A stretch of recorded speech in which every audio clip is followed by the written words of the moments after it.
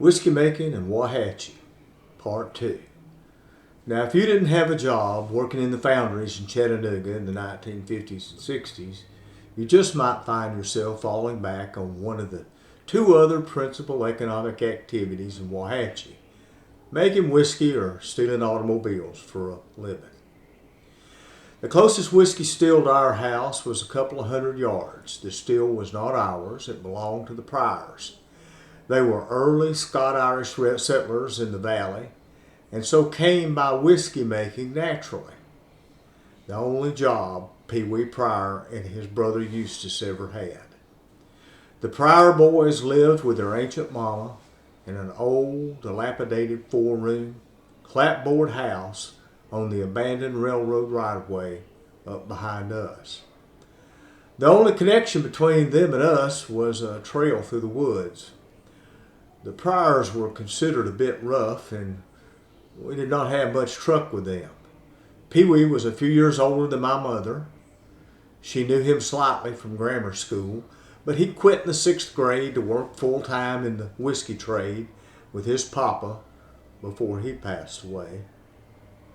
The only time I ever personally encountered Pee Wee was when I was about 6 years old. I was playing out back when Pee Wee suddenly showed up in our yard. He asked if my dad was home, and wide-eyed I said yes. He said, "Go get him." I ran in the house to get Dad. Now, Pee Wee stood about 5'8" and would go a good 250. He wore overalls, the bib held up by one gallus, no shirt. His curly black hair was uncombed and a bit oily.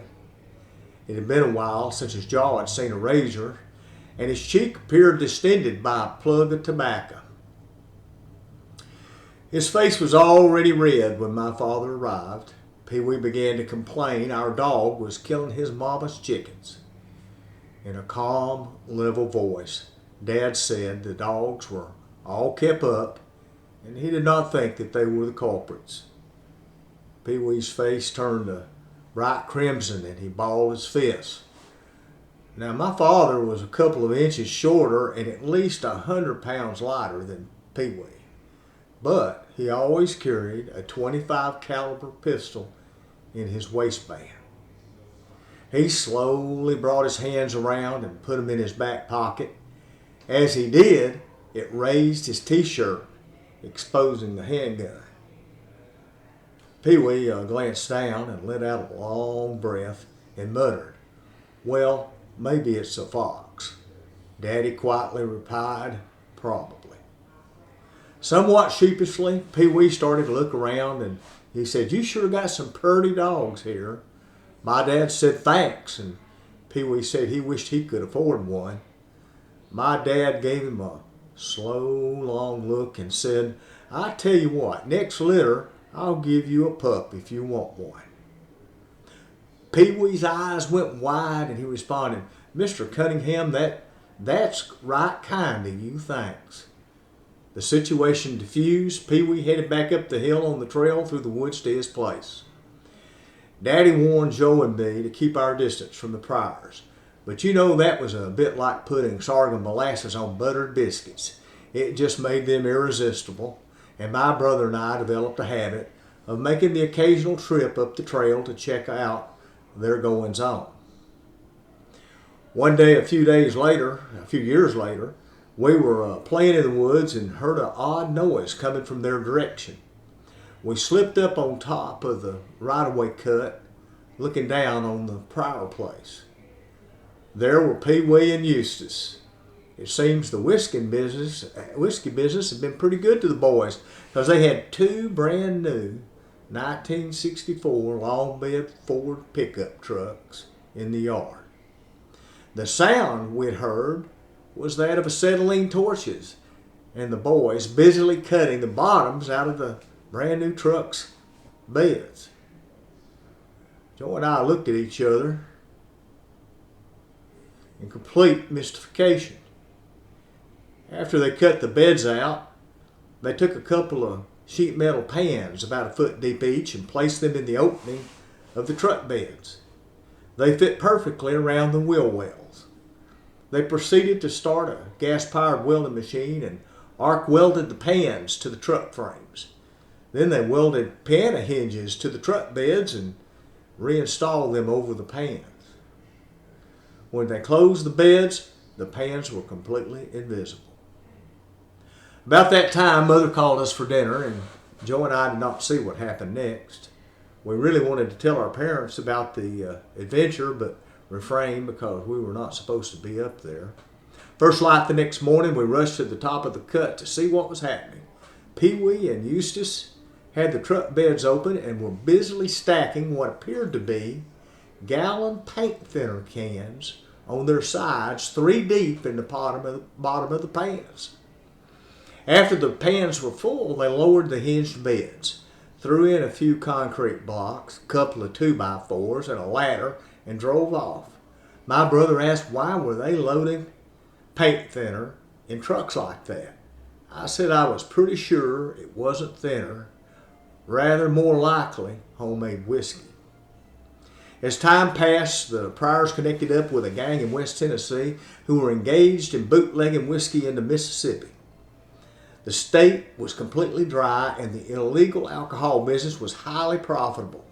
The boys made so much money they moved out of the old house and into what was called, in the parlance of those days, a fine brick home. Shortly after that, one Sunday night in March of 1965, our Wauhatchie Methodist Church Youth Fellowship held a progressive supper, a tradition where we traveled from home to home, eating a single dish at each house before moving on to the next. Ours was the last house because Mother was known for the quality of her desserts, especially her delicious cakes and pies. About 7, as dusk fell, we heard a very loud ka-whoosh, whoosh, whoosh. We rushed out the front door but saw nothing. Then out the back.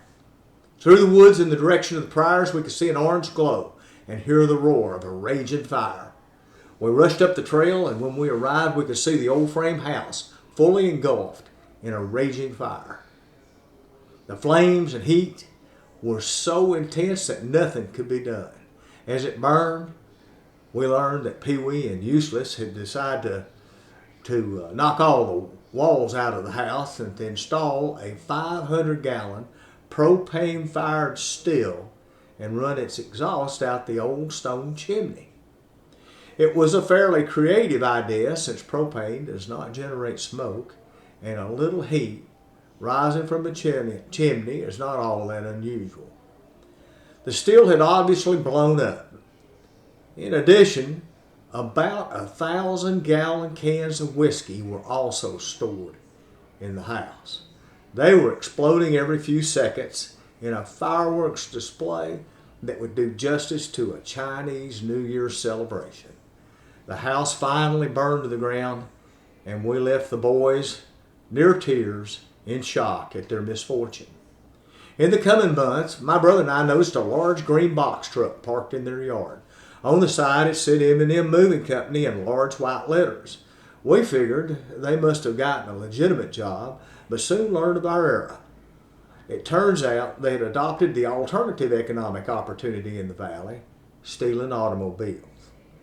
One day, as they were out in the truck in downtown Chattanooga, they were stopped at the railroad tracks crossing Broad Street by a train. While sitting there, another M&M truck pulled up beside them. The truck driver looked over and seeing 2 people he did not recognize immediately, radioed his dispatcher.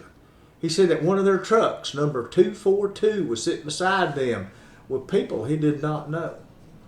The dispatcher immediately replied, "Don't let them get away. That truck was stolen 6 months ago."